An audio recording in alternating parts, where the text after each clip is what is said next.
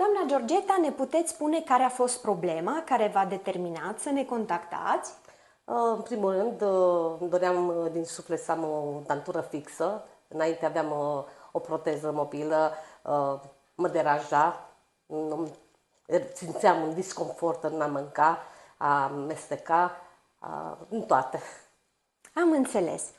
Care a fost principala temere sau frică înainte de operația cu implantele? Deci frica e undeva înăuntru nostru. Toată lumea cred că se gândește ca un pic de frică pentru anestezie, pentru operația care urmează să fie, dar sincer, cu cea mai mare sinceritate vă spun, nu doare deloc, nu se simte nimic, e foarte, foarte, foarte bine. Oare care au fost pașii pe care i-am parcurs împreună înainte de a face operația cu implantele? Exact, da. Înainte ni s-a dat un plan de tratament în care erau scriși pașii care urmam să-i facem. Am consultat cu cine am avut de consultat, am luat decizia de a mă opera. S-a făcut o radiografie gratuită, un CT, toți pașii care sunt făcuți de medicii de aici sunt gratuiți, deci cea mai mare satisfacție când vii și cineva îți vorbește cu căldură, cu tot, te face să pierzi teama care o ai. E important să fim foarte informați, adică în mod corect, înainte de a lua o astfel de decizie, înainte de operația cu implantele. Exact. Ne puteți spune aproximativ cât timp a durat operația? O oră și jumătate, nu mai mult. Ați avut dureri în timpul intervenției sau acasă după ce a trecut anestezia? Ok, deci în timpul intervenției nu s-a simțit absolut nimic. Acasă, vă spun sincer, am mers acasă, nu am simțit niciun disconfort. Pentru mine a decurs totul normal. Unica problemă că simțeam că erau ațele în gură, dar rest, totul perfect, normal, nimic deosebit, nicio durere. Vi s-a dat tratament pentru acasă și ceva instrucțiuni? Oare Da. cum să vă comportați sau cum să...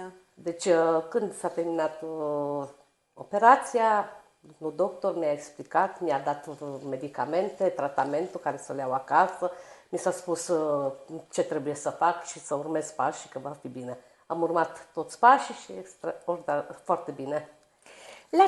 La ce interval de timp ați reușit să mâncați după operație? 3-4 zile și a doua zi. Eu vă spun sincer, prima zi nu am mâncat nimic.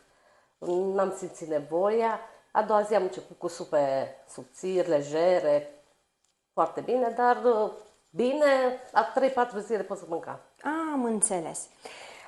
Acum, după ce am pus implantele și lucrarea finală, cum reușiți să mâncați? Foarte bine. Da. Deci, nici nu-mi imaginam cât de ușor e să mesteci bine, să râzi, să ai o digestie bună, pentru că știm destul de bine că dacă nu mestecăm bine, nici digestia nu este bună.